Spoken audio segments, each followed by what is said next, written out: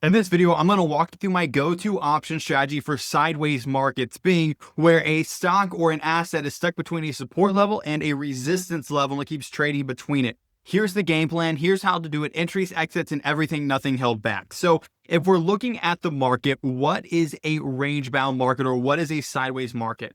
As I just talked about, it's when we're stuck between a support and a resistance level. Here is a great example. You can see here how we have the same resistance where we keep bouncing it to the same level, and we have roughly the same support where we keep finding the same bouncing level. When we see that we're bouncing in between this level, that's when we can use strangles. Now, why a strangle, or what is a strangle for those who don't know? A strangle is when you sell a put below the asset. Let's say it's trading right here, which it is right now. We sell a put down here, which means that as long as the market, this asset, stays above this level, I make money. That's all put selling is.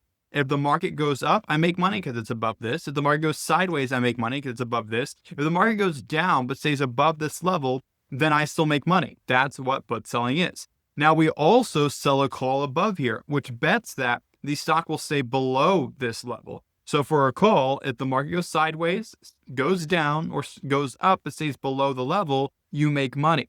When you combine these, you create what's called a strangle. You sell a call and you sell a put, betting that the stock will stay between these two levels. So as long as it stays between these two levels, you make money using strangles.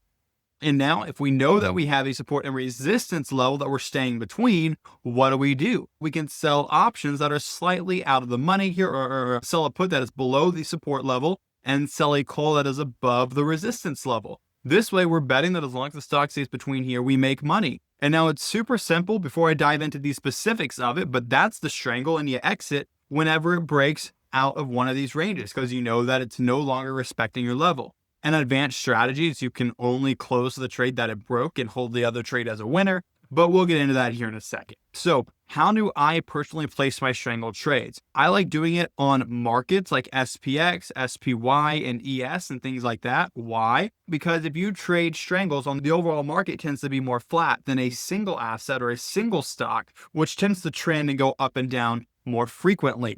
So sticking with a diversified asset or ETF is one of the best ways to do strangles. And I personally like to go out quite far. I go out 90 to 120 days out into the future, which means 3 to 4 months out. Why? The more time I give myself, the more time I have to be right, which lowers my risk, increases my win rate, decreases my volatility risk, and allows me to collect more profit. So that's why I love going out further in time.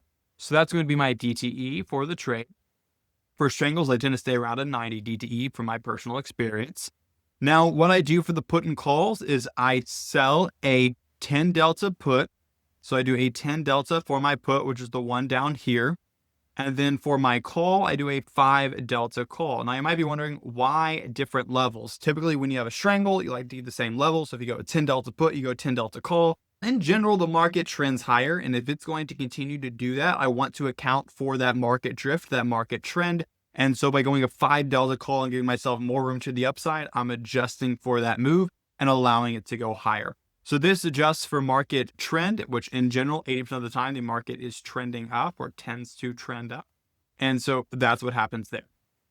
Now, how do I enter this trade? Once I have identified that the market is range bound, then I can enter once a week, depending on how much capital I have. So if you have enough capital for the trade, again, make sure that one trade makes up no more than 5% of your account, ideally less than 1% of your entire account. And you can do that and then place as many trades as you'd like.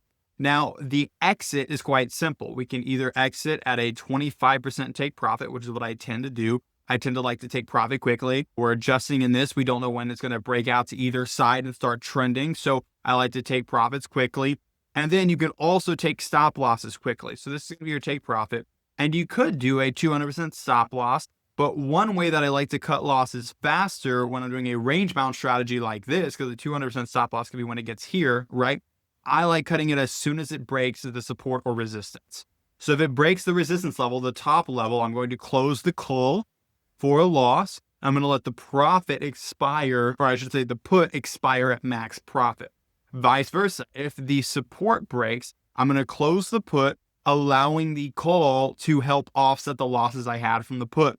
That dramatically decreases my losses and allows me to stay more profitable. So that is how I trade range-bound markets, aka stuck between two levels. It's a strangle. If you want to do defined risk, you could do an iron condor version, but that's how to do it. If you want to learn how to create a strategy for each type of market and you want me to work with you to do that for you, I work with so many clients each month, but I have 5 more spots open for this month that I can help out people. So click the link down below and I would love to work with you and help you build out your go-to strategy and trading system for each market.